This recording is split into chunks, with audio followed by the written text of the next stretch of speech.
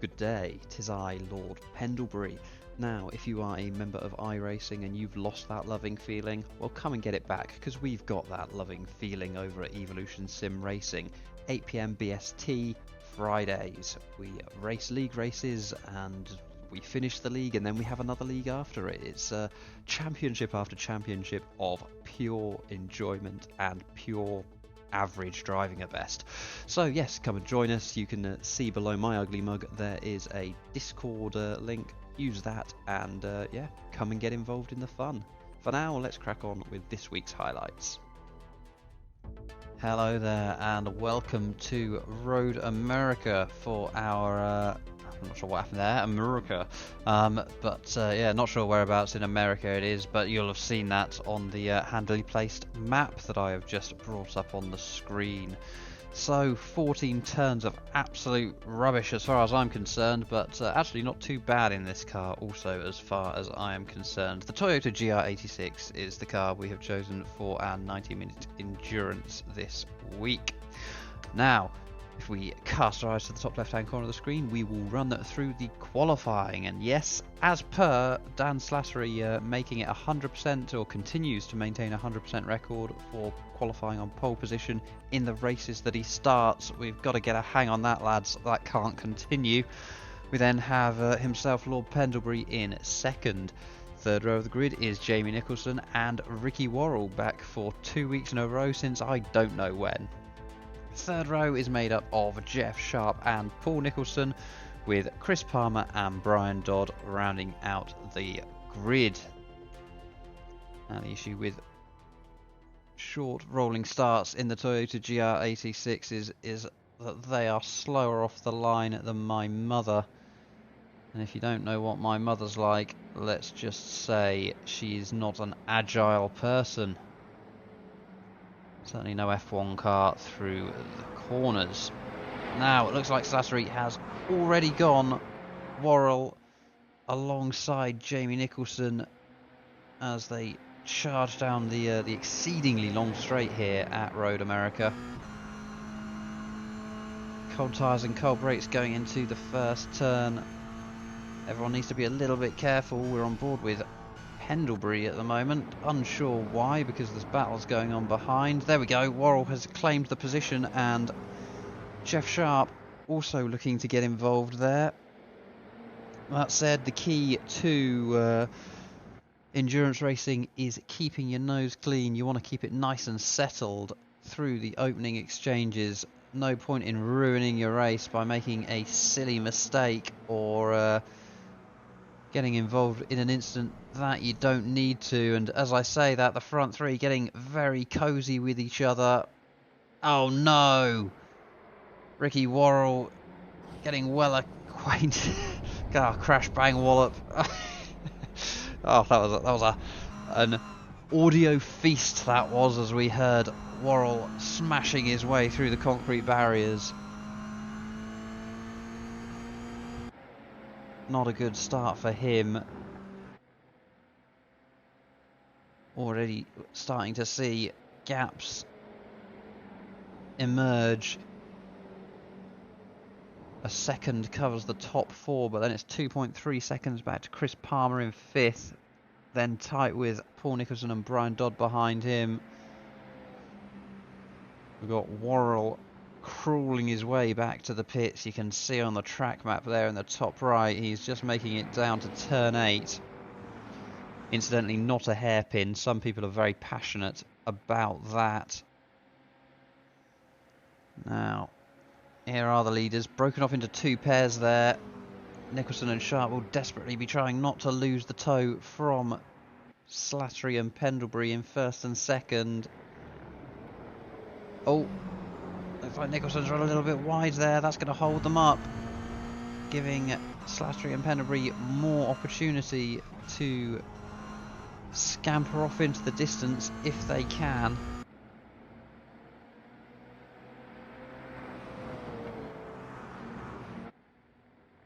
Through turn 7 they go, full throttle, even on a full tank. Worrell's finally made it back to the pit lane. He'll be hoping that he can stay on the lead lap.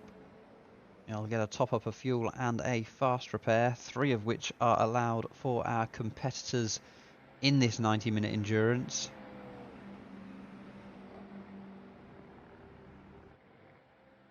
Onto one of the back straights here, though anything but straight. But you are on full throttle all the way down to Canada Corner. Not sure whether geographically that is the corner closest to Canada. We can always check that out on the track map at the start of the video.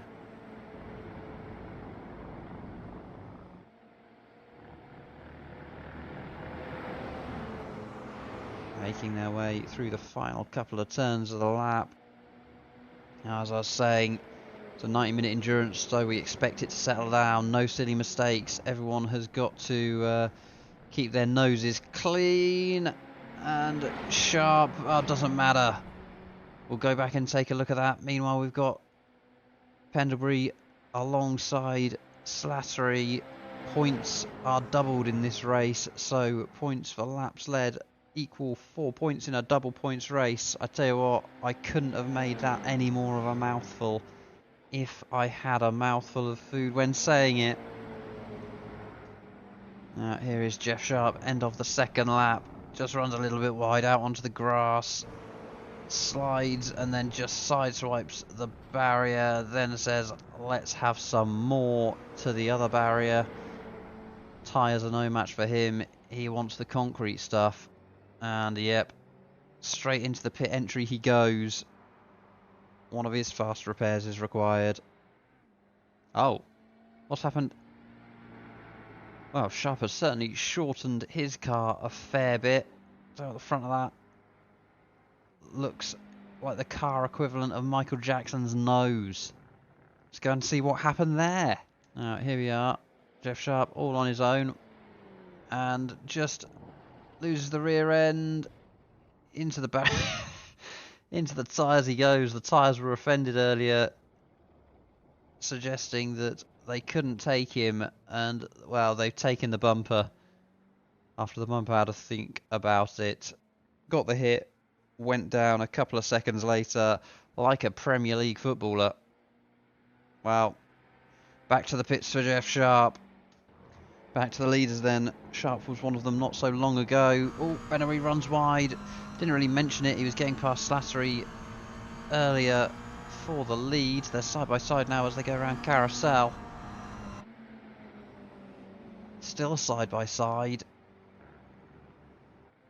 Bennery taking a narrow line there, and looks like he's lifted out, let Slattery through, but Slattery's out wide on the grass, just about holds it together.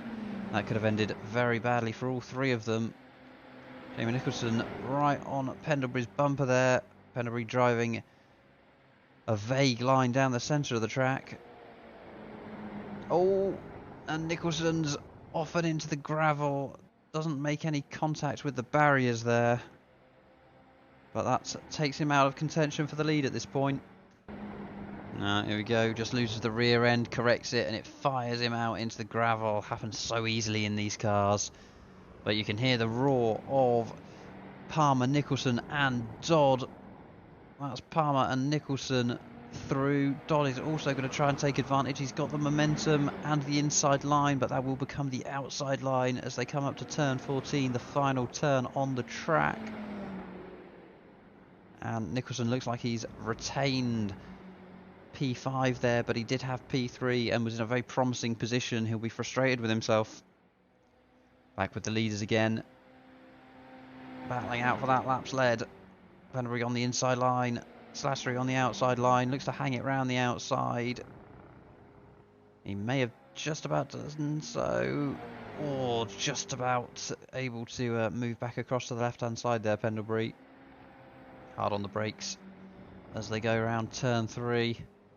I know what you're thinking. How's that turn 3? Look at the track map. That's how it works. Turn 2 is non-existent. Then you've got 3A that we're going through now, which is again non-existent. Through turn 4 we go.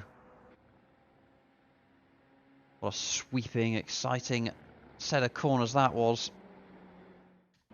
Now we come to this replay. Word has it that drama has befallen another Nicholson, and there it is, loses the rear end going around turn 6. Into the barrier he goes. Now we join the battle for third place between Chris Palmer, who is the current holder of third place, and the recovering Jamie Nicholson. Not sure how many people have to be on a recovery drive to null and void the term recovery drive, and everyone's just on a drive, but we are surely getting to that point. Moves to the inside as they come up to turn 5. On the brakes slightly later there for Jamie Nicholson. Palmer looks to get the switch back. Don't think he's quite got the momentum to get back alongside though. And Jamie Nicholson back up into third place, but 15 seconds back from the Pendlebury and Slattery battle.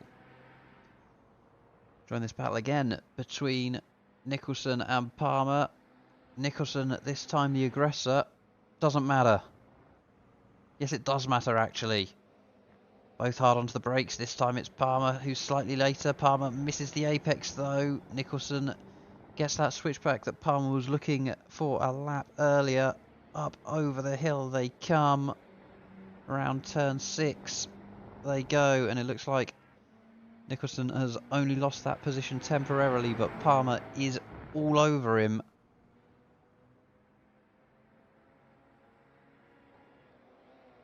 Palmer had a think about it as they come to turn 8, not a hairpin. Oh, Nicholson was out on his rear right tyre there. Back to the Pendlebury and Slattery battle, which I feel is nowhere near as exciting as the one between Nicholson and Palmer. Here we are, suspicions confirmed then. This is the more exciting battle.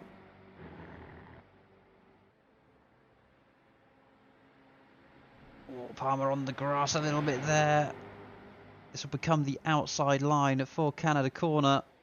Has he done it? He has. He's done it before they get there. That was a hell of a run out of the carousel there from Chris Palmer. He has done very nicely there. This is an exciting little battle between these two. No sitting back and letting it play out for the moment. Oh, Palmer's out a bit wide there. Nicholson stays well out the way and gets that position back. Good going from these two. Now, while the Palmer and Nicholson battle was taking place, the battle for the lead was hotting up as well. Slattery reclaims. Oh, Pendlebury looking for the switchback. Can't quite get it there, but he will surely have a decent run down the moraine sweep. Well, not with an exit like that, he won't. Oh, I've verbally put myself into a cul-de-sac there because I happen to know that the slipstream was quite strong. Pendlebury dives to the inside. Gets that move done well and regains the lead. Back with the leaders. We could have been with the leaders before. I can't remember. I've taken a healthy 6 or 7 hour break. Slattery's gone defensive on the main straight. Pendlebury looks like he may have just nicked across the line first for an extra lap led.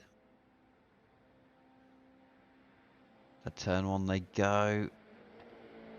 Slattery getting a bit squirrely under braking. Pendlebury trying to hang it around the outside. Still forcing Slattery to go defensive. Slattery comes across a bit.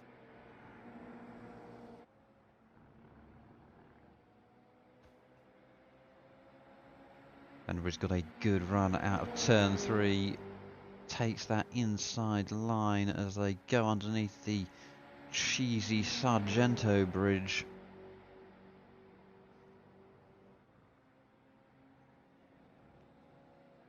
And looks like Slattery has conceded the position there.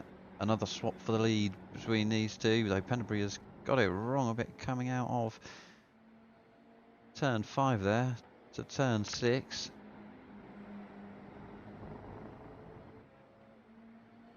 Less than a car length in it.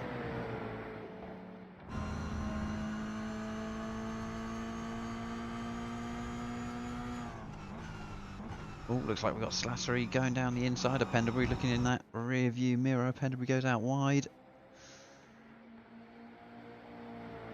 Around the carousel they go. Pendlebury's nudged ahead once more. Slattery has got the run here as they come down to Canada Corner. Slattery slightly later on the brakes there. All of this is fighting over track position before the first round of pit stops.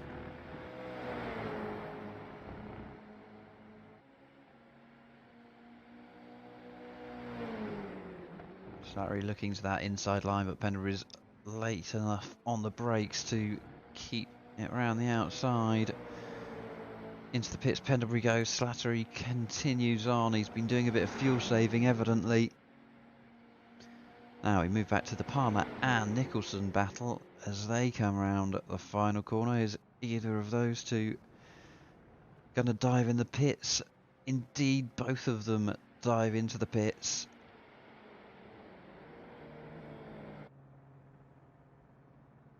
What a camera angle this is. We can really see everything here. Ooh, Nicholson trying to put Palmer off here. So Palmer leading into the pit stops. There's Nicholson, Pendlebury, and the inside line here is he's truly cocked up his race here, taking tyres accidentally. Maybe it wasn't a good idea to watch these pit stops, especially there's no pit crew to really watch. That's Palmer going. Looks like Nicholson may have got him, has he? No, he hasn't. They're slow off the line, and in fact, it looks like Palmer's opened up a little bit of a gap. Nicholson doesn't like that. I tell you what, who really doesn't like that, it is Lord Pendlebury, leading as they went into their round of pit stops, now in 4th because of the tyre change mistake. Now coming to the end of the outlap for Palmer, Nicholson and Pendlebury. Whilst Palmer opened up a little bit of a gap in the pit stops, he is now, or has now been caught by Nicholson. Here we jump to Nicholson, jump to outside the car. He will have the inside line. Pendlebury, bit of a way back in the distance, 2.5 seconds back there. Down the hill they go to turn 3. Palmer looking like he's going to stay tucked in behind. Oh, he spun. Not sure if he's kept out of the barriers.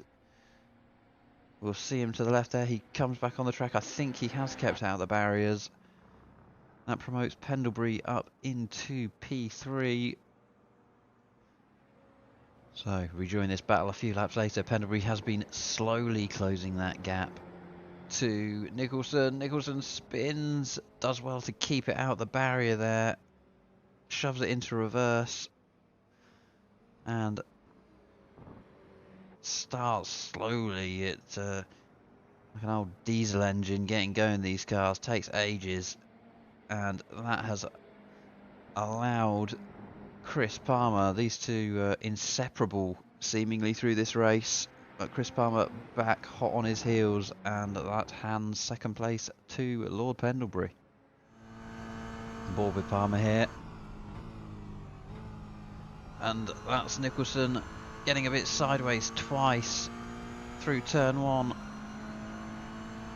Palmer looks like he's got the momentum to get all the way around the outside, and here we are on board with Nicholson. I tell you what, I think that's the first bit of decent race directing the iRacing race director has done there, switching onto Jamie's camera. But yep, that is P3 now for Chris Palmer. The battle rages on. Tell you what, it's a good job we've got Nicholson and Palmer here, because if we didn't have them, I fear the highlights would already be over. That's Nicholson up the inside of Canada corner. Palmer trying to hold on. Apologies, broken the whatever it is, the fourth wall there, because the cat stood on the space bar. Palmer moves out to the left. Nicholson still ahead of him though. Oh, that is painful for both of us. Very apt that they've been so close that they both follow each other all the way out. I think, by the looks of it, Nicholson lost it. Had to get out of the accelerator. That caused Palmer to go into him. He's definitely got some wheel damage there. That is a wheel at a funky angle. So on board with Palmer here. Nice and close to Nicholson. Nicholson chucks it in, just catches the grass, which sends him out wide. And Palmer had nowhere to go, unfortunately. Now, just to assure you, as you can see here, we do have other cars circulating on track here. This is the battle for P6. That's Jeff Sharp up the inside of Paul Nicholson. Looks like Nicholson's slightly later on the brakes, but gives Sharp some racing room there, and Sharp slides his way up the inside. Yeah, progressing back up to 6th there. Brian Dodd, the next person on his hit list, and Dodd is 15 seconds up the road. Now, if we'll take this slight pause in action to draw you to the bottom right-hand corner of the screen. We've got a fun, exciting new graphic this week, and it shows you the last 10 laps, the average pace. And if you take a look at that, Ricky Worrell is going to be fuming. He may be in last place, but he is the fastest car on track over the last 10 laps, followed by Pendlebury, then Jeff Sharp, and leader Dan Slattery. Well, he knows he doesn't need to push hard. He's got a 16-second lead at the moment on Lord Pendlebury. Oh, I tell you what, we've got Paul Nicholson fighting back against Jeff Sharp there. Well, guess who's back? Back again. No, it is not Shady. It is the immutable battle between Nicholson and Palmer. Palmer driving through the pain with that damage. Nicholson looks like he's made a bit of an error. In fact, I'm not sure if he may end up coming into the pits. I'm not sure if he's got... Oh no, I tell you what, I don't think he has got an issue. Just an issue in one of those corners. You can see the tyre marks in the grass that these two left earlier. Nicholson back up the inside.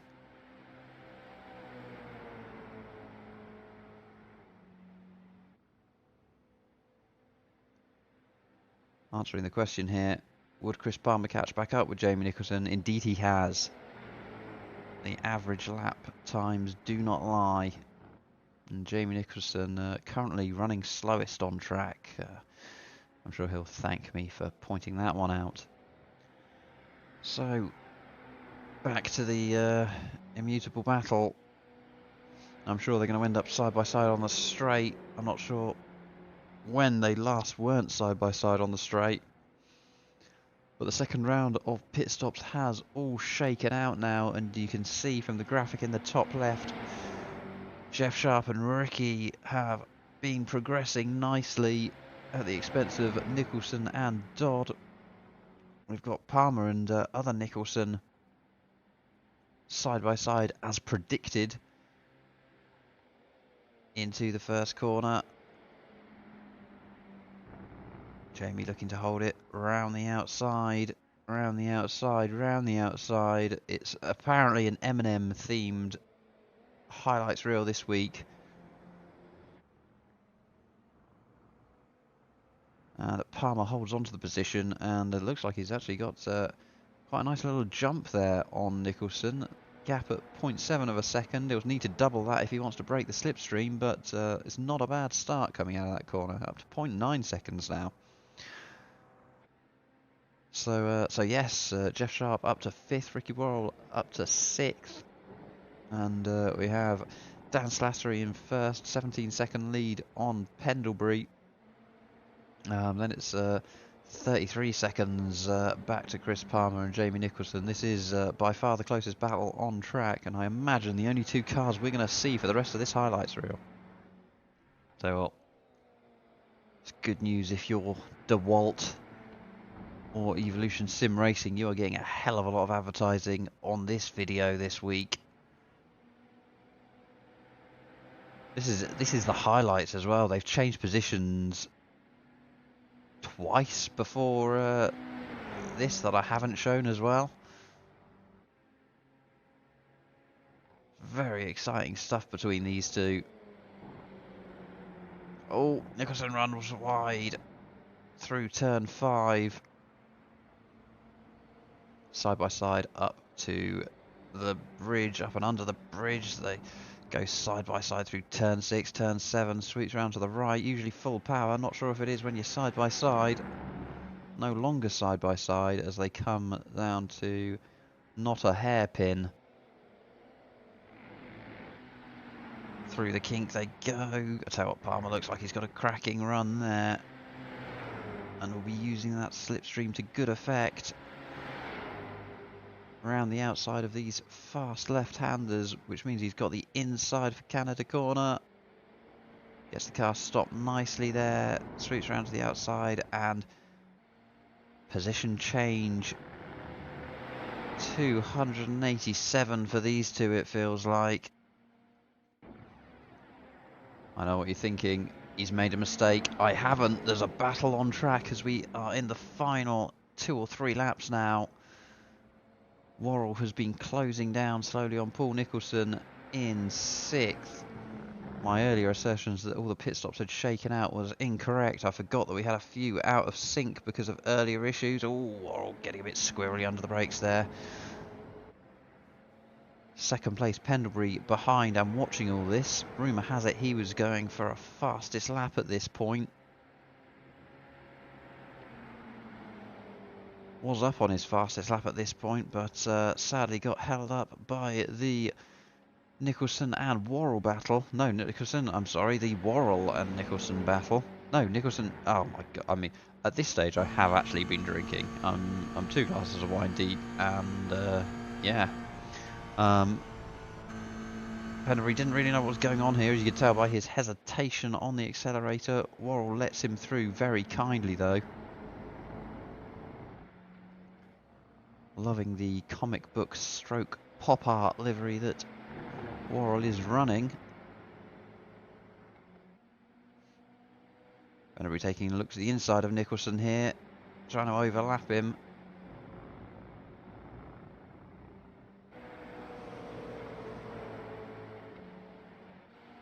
And the lap has ended with Pendlebury giving a Worrell a tow. A Worrell a tow? Worrell a tow. And that's the white flag flying if Worrell wants... I mean, apologies, Ricky. I hadn't realised at this point that it was for position between you and Mr. Nicholson. Had I known, I'd have just held back and allowed you to battle it out. Though that said, Mr. Nicholson, I'm aware I took you out on Sunday night. Think of this as me making it up to you before I took you out. I say all of this, I can't remember for the life of me whether Ricky got past you, so it may have all been for nothing. I'm just waffling at this stage, aren't I, really? But, oh, it's all getting a bit nose to tail, so that's good news. Oh, Worrell is trying to follow Pendlebury through here. What I've actually done is just given Worrell the tow that he needed to get past Nicholson and move up to 6th place. And oh, and he's up the inside of Pendlebury as well. Pendlebury goes wide, doesn't want to get taken out. That leaves Worrell and Nicholson side by side, but of course the race director says we're not going to see that, but we see the outcome there. And it is Worrell taking that 6th position.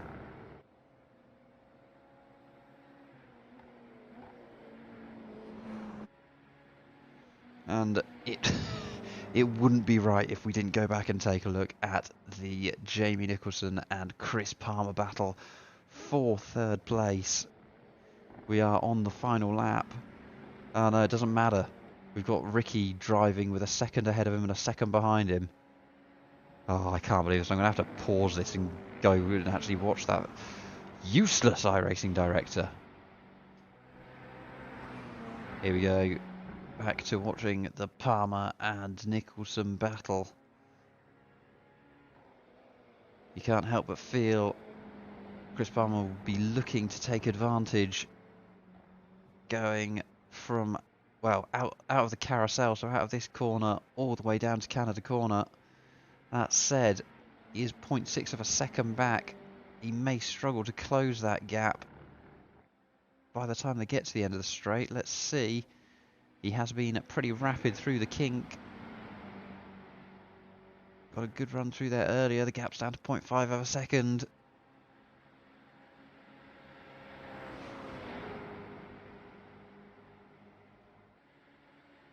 .4 of a second. It's not going to be enough, unfortunately. Giving it his all here. Chris Palmer has halved the deficit along that straight. But I don't think it's going to be enough. As they come up to the last corner now, Jamie Nicholson is looking like he's going to hold on. And here we come to our leader. He has done well, hasn't made a single mistake all race. Well, he's made one there. Sadly, not a big enough one to give me the win. But yes, it wouldn't be a race without Dan Slattery binning it.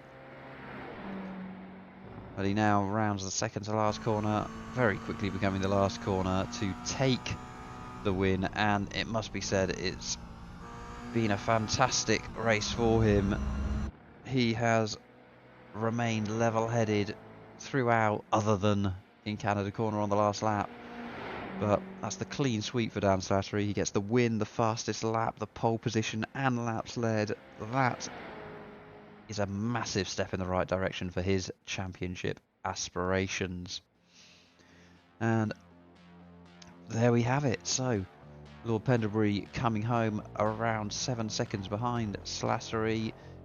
The battle between Jamie Nicholson and Chris Palmer for third place was excellent throughout. You can just see the tail end of it there, because my continuity editing has not been the best here. I tell you what, look at the state of that hill in the background. That is some low graphics. So yes, third place for Jamie Nicholson, fourth place for Chris Palmer. Jeff Sharp, after his early race woes, it was a battle of recovery from then on in, and he recovered it to take fifth place. Ricky Worrell, after his turn 5 introduction to the wall, takes sixth. Paul Nicholson came home at 7th, with Brian Dodd uncharacteristically finishing in 8th rather than 11th. But there we have it. Let's go and take a look at the standings. So, no pretty pictures this week. I haven't got round to updating that slide, sadly.